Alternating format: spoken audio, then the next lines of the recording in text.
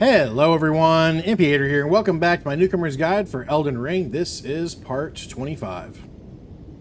So in the last episode, we ended up defeating Rennala, or more specifically, Ranni's illusion of Rennala. That way we didn't actually kill her. And in this case, we find that she is not what we initially thought she would be. But she has now become an NPC. We can do a rebirth using a larval tier. And this actually allows us to re-spec our entire character. Now be aware, in my case it started with the Wretch, so all of my stats would go back down to 10. And I would basically be reapplying all of the levels that I've gotten from that point on. You cannot change, however, your starting stats or your class for that reason. Beyond that, we do have a chest over here. Currently it's locked. We'll be able to unlock that later with the help of Ranni, once we progress some of her quest anyway.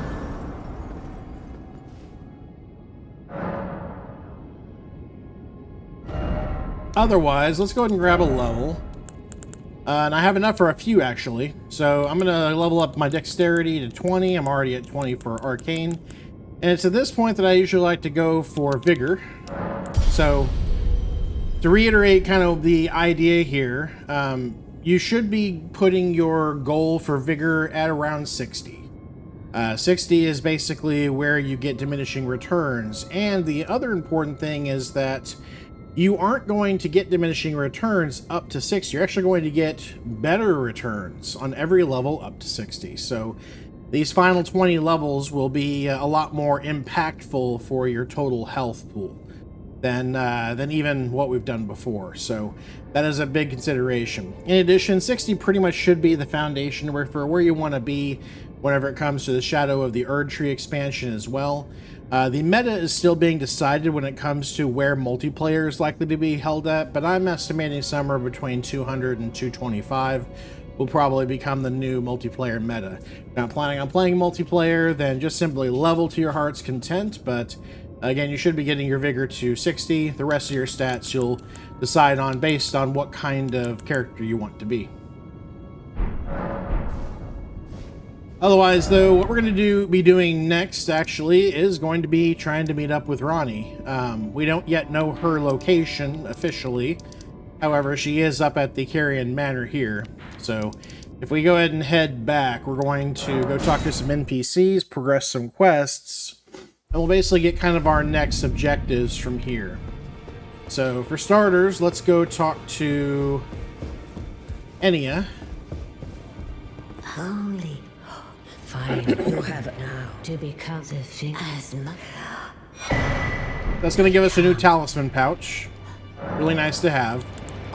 Go ahead and ask her about Queen Marika. Again, to get some more information. Now, we have the ability to use powers of remembrance. We have a remembrance from the boss fight that we just had, just like we did for Godric. In this case, we can, again, receive one of these two items, but not both. So these two items, however, do play together very well. The Carian Regal Scepter is a very good scepter, especially at high intelligence levels, where it actually gains its best abilities. Its scaling actually gets higher with higher levels into the Regal Scepter. So that is a consideration to make for it. Otherwise, Full Moon is actually something that's going to take advantage of this because this does boost Full Moon sorcery. Likewise, we'll be able to get another ability from Ranni that actually is her Dark Moon ability. So that's going to also gain benefits from this weapon as well. So I will say that if you receive power in this case, you are going to be limited in what you can receive later. So I mentioned it before, but if you go track down the walking mausoleums in the game, and let's say that there is an ability or remembrance, let's say, that you have utilized and you wanted both abilities. Well, you can go see one of those, and then you can basically use one to get one of the items that you weren't able to get with your remembrance. So be aware, though, that you can only get one per walking mausoleum, so I tend to recommend waiting until the end of the game to make that decision once you know what all of the remembrances give you. And then we also receive now items from champions, so this is basically Renala's gear. Now go. Eventually we'll buy up everything, but for now, we've got what we need. So, Corin over here. He, of course, is one of our incantation teachers. I'm going to tell you that if you talk to him, he's going to tell you that he plans on leaving the Round Table Hold and he's seeking out an NPC named Goldmask. So he won't leave until we reach the Altus Plateau, but be aware that while he's on his quest, we will not be able to buy stuff from him. So we will have to progress his quest, progress the quest of Goldmask as well. So if there is anything that you want, say, over the next X amount of time, I would go ahead and get it, because until you finish off his quest, you won't be able to buy any of the items again. So the Golden Order. Next, we're going to head in here. We're going to talk to our friend Gideon, let him know that we are making progress. And he actually wants us to go to the Altus Plateau as our next direction. And then we do have the Twin Maiden Husks. We can offer Thops' Bell Bearing. Again, we got Thops' Bell Bearing after we completed his quest in the last episode. Unfortunately, he did die. So now that we have that, we can go back and buy any of the things that he would have given us. And this is basically how this works. Any NPCs in the game that die through their quests, for example, you'll get the ball bearing. Some of the NPCs you can kill, and you'll also get their ball bearing. But be careful that not all of them that you kill will immediately get their ball bearing. So you could end up missing out on some of the items if you're not careful.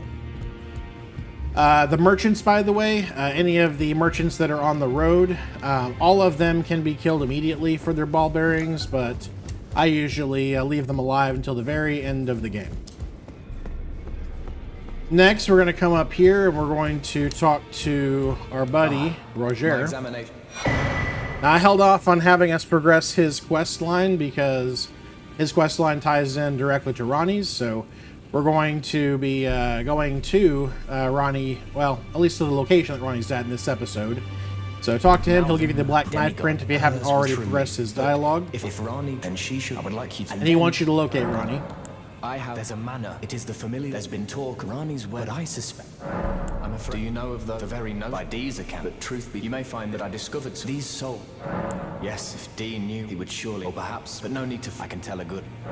If Luke, then she should. Would you be willing? She may have the royal cup. All right, so that will progress his dialogue, and that's basically what we want to do at this point. Nobody else has any additional dialogue to do, so. We are now going to head up to the road to the manor.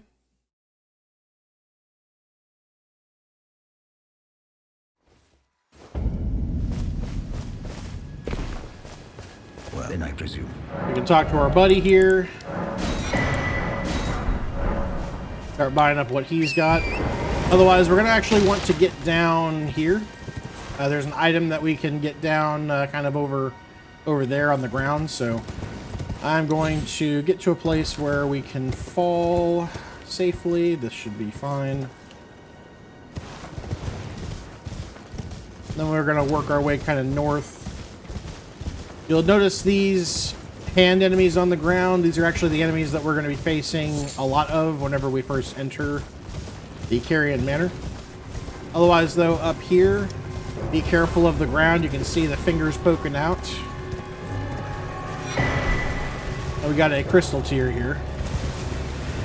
So this is going to give us a boost on intelligence temporarily. Again, part of a flask.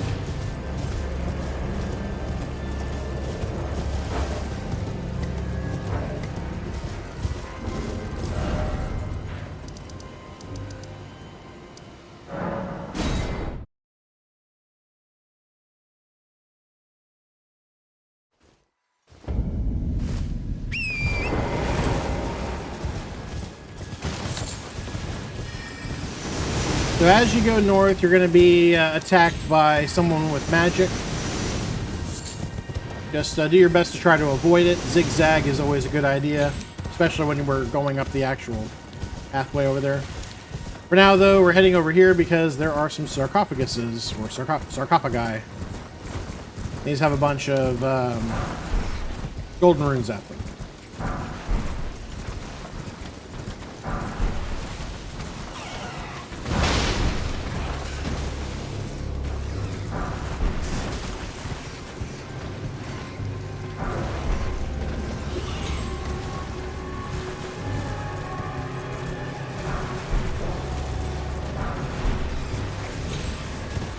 Alright, so once you got him, we'll go ahead and go back.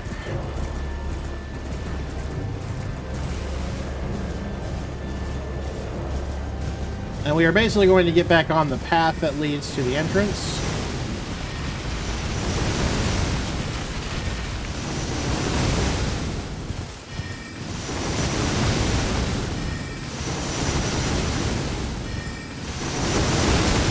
Again, best thing I can say is zigzag.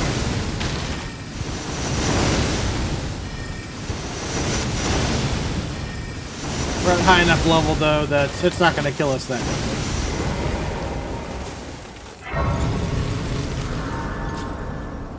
So grab yourself a brace, and then we're actually going to head around here first. There is a Ash of War we can pick up over here.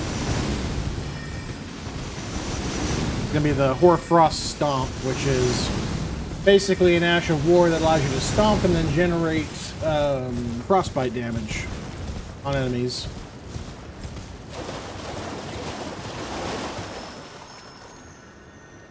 About right here should be fine.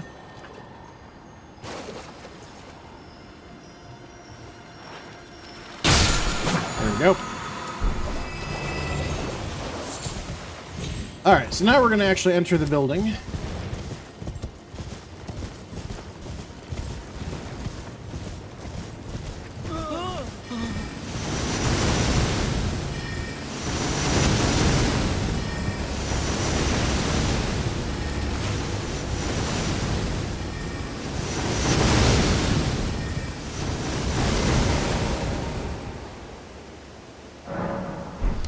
Alright, so as we step in here, I am going to recommend that you summon.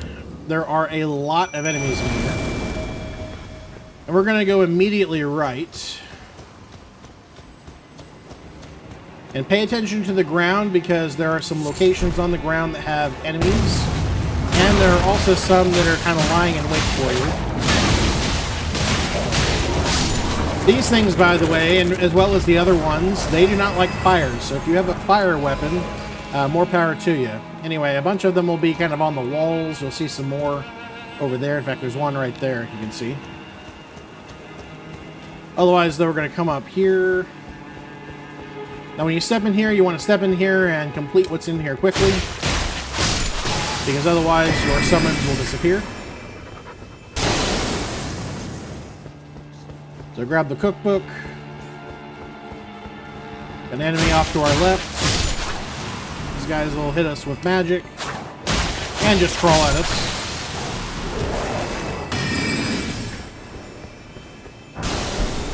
Come over here for a somber smithing stone.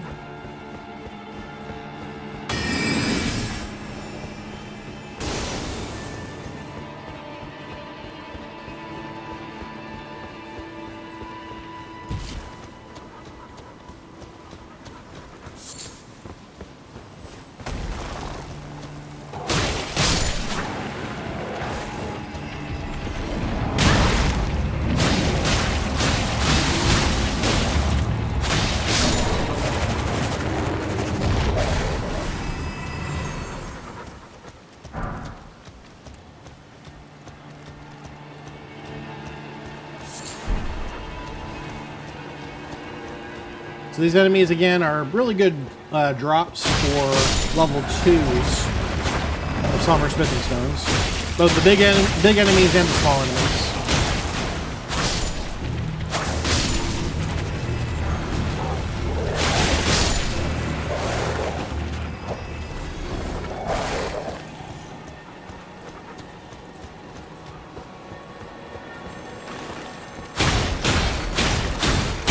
This is going to be Caria and Piercer.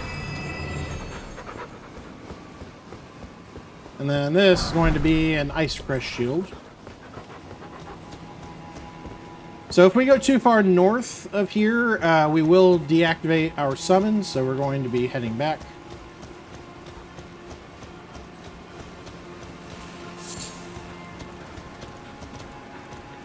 And we're going to be heading to the fountain over here.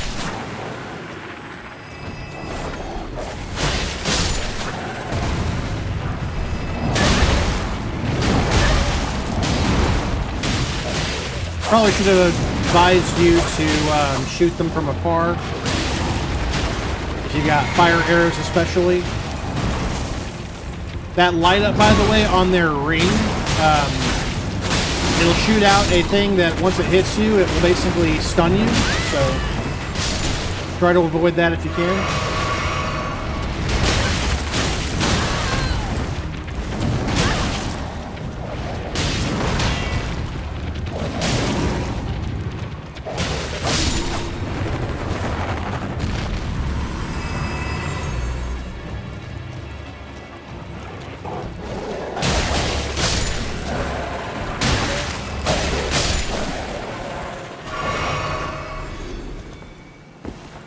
As you can see, these enemies are incredibly numerous.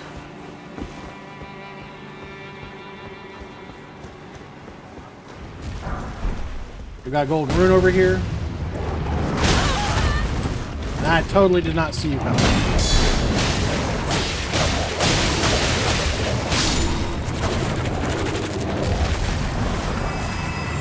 Okay, we cannot get into this until a little bit later, so for now we're going to be heading up.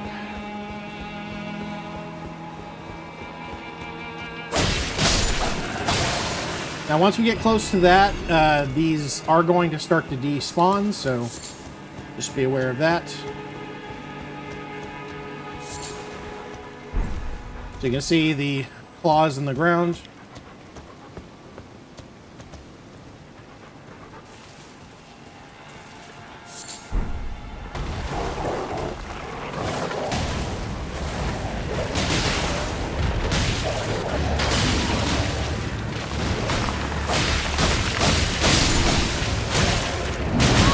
Like I stepped away from that enemy thinking that he was dead.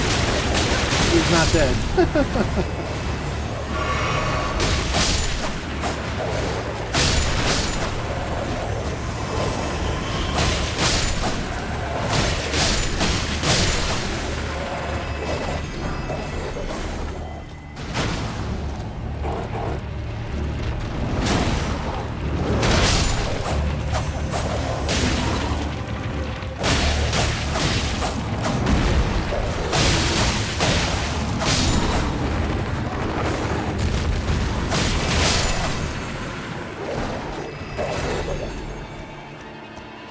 So definitely a good time because our summon is almost dead.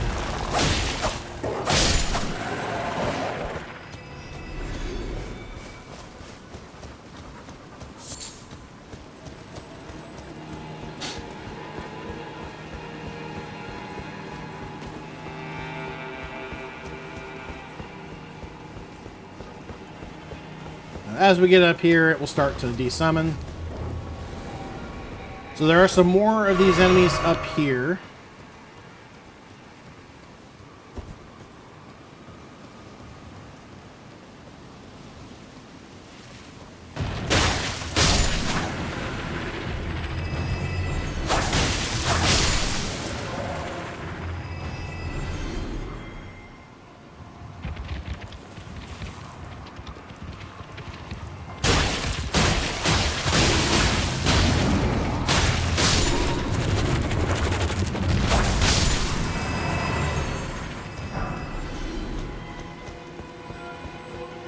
Alright, so we're heading in here. Talk to the ghost if you want. Some lore nuggets. Otherwise, come up here. And behind the pulpit. Grab a normal smithing stone.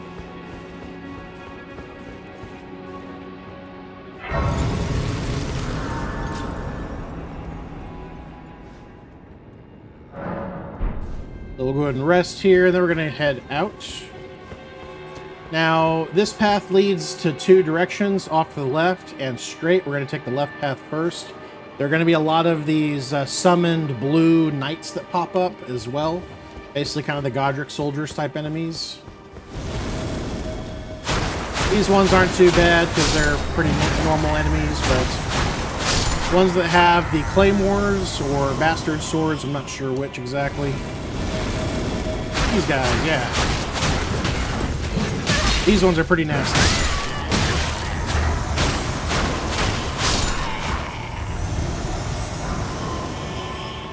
Otherwise, we're taking this route first. Kill the ones that pop up on the way.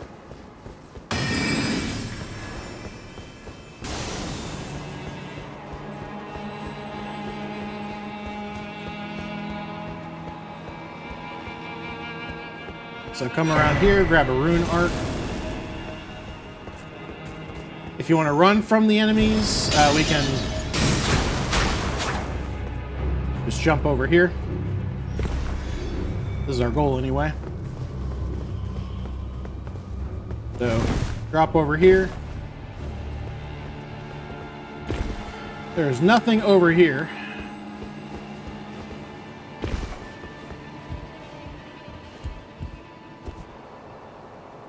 But coming down here, we have a chest with the Sword of Night and Flame. So, this is a sword that deals part of its damage in physical, magic, and fire. So, I kind of like this weapon, actually. Especially if you're a fire, want to do fire damage to enemies. It does have higher faith requirements, though, than I'm willing to go for.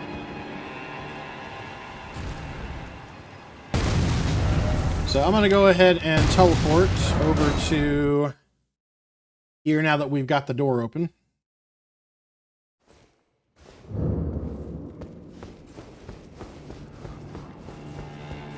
And now instead of going left, we're going to be going straight.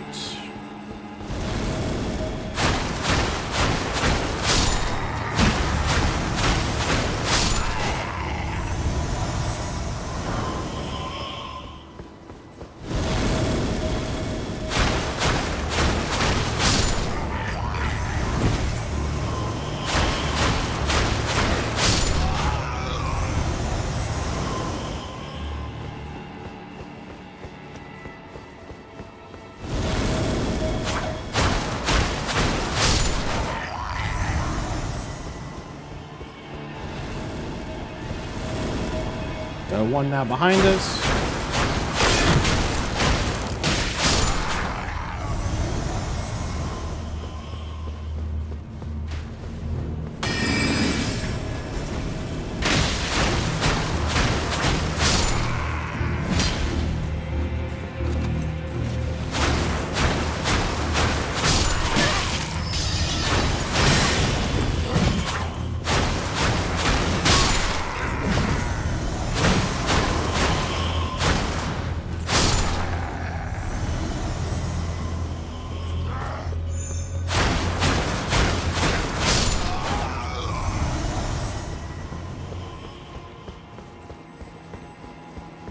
Alright, so like before, there is an alternate route that we can go down there.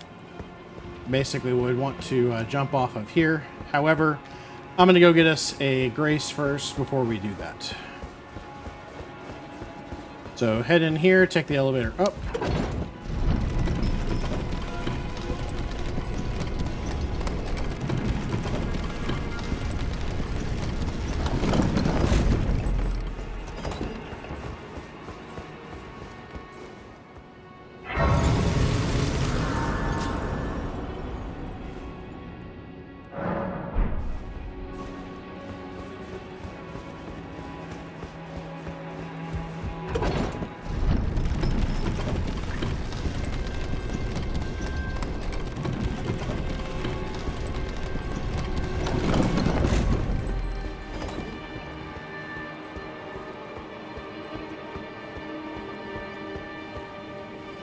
Alright, so the jumping point down there, we can drop down.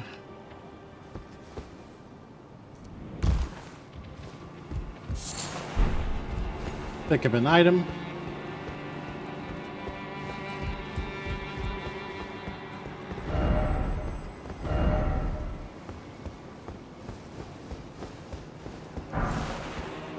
We'll pick up the golden rune over here.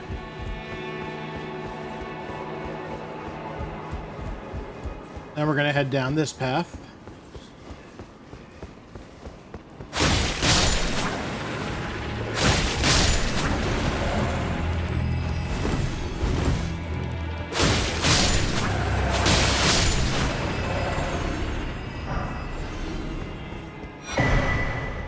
So, Arumi, this is a whip weapon.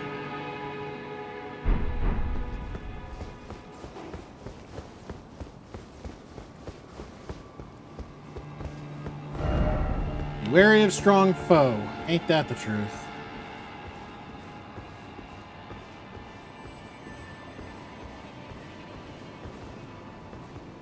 I don't like these things. Not one bit.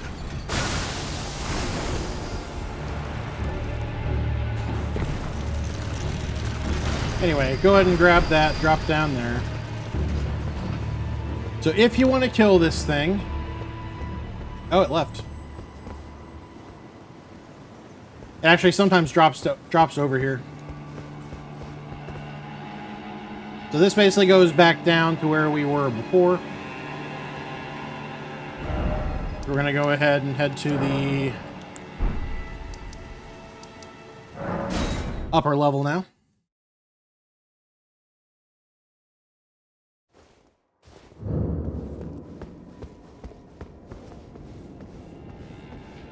Alright, so we got some wolves out here, and these are not your normal wolves. These have a lot more health than what we've dealt with up to this point. So sneaking would not be a bad idea. Try to get in some quick shots. There is, of course, a golden seed over here.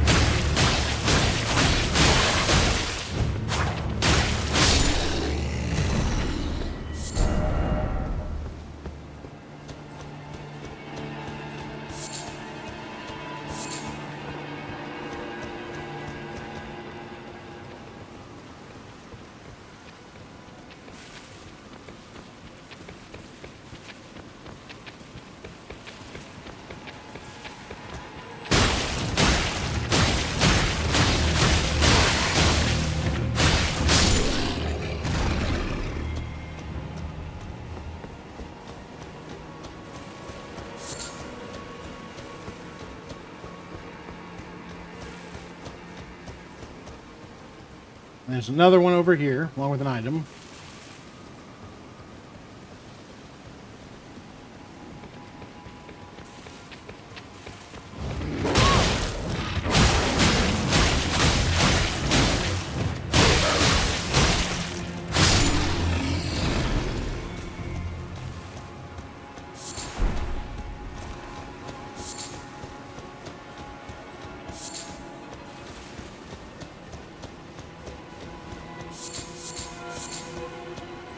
Another Michaela's Lily.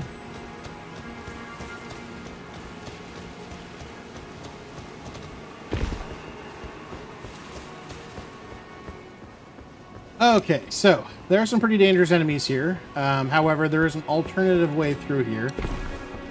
Jump up here. For the most part, you can sneak this.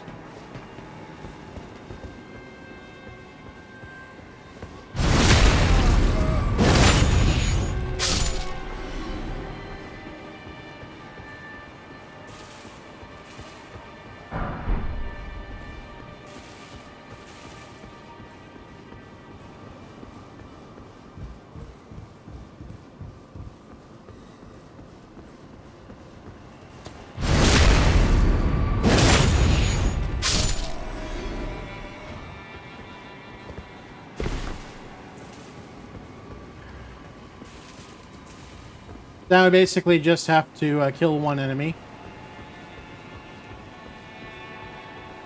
And take the side on the right.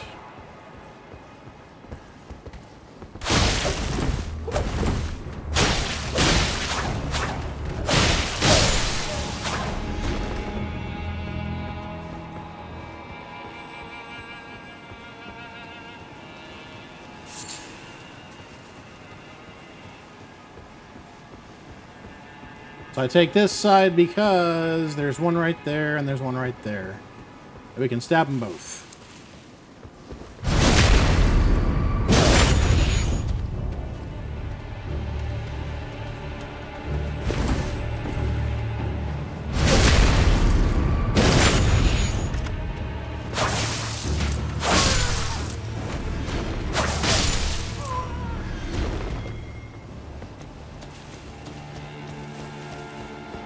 Okay, so if you want to complete all the stuff in this place, we are eventually going to have to come back here, but I think it's time, because we're hitting at 30-ish minutes.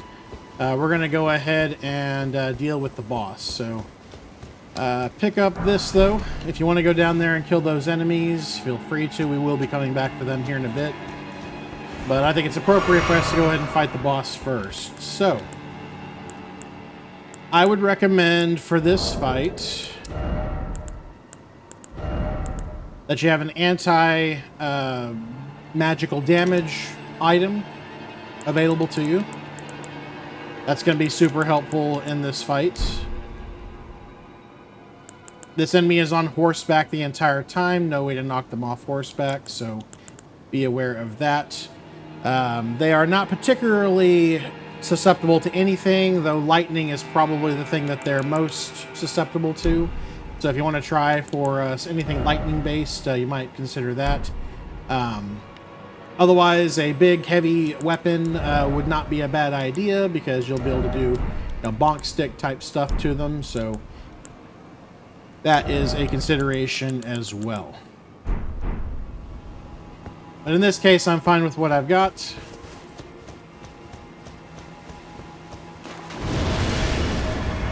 Go ahead and summon.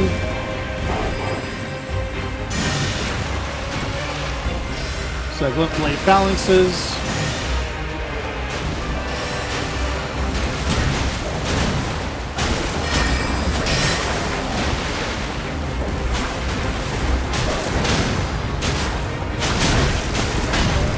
So try to roll whenever he does that, or she.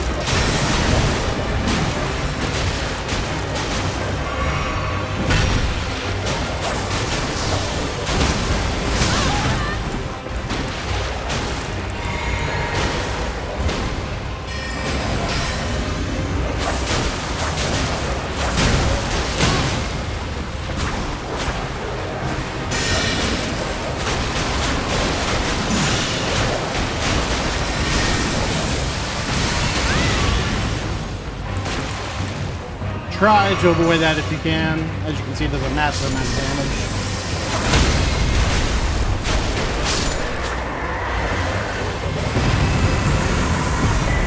Otherwise, you're going to get Loretta's Great Bow, as well as her Loretta's Slash Ash of War.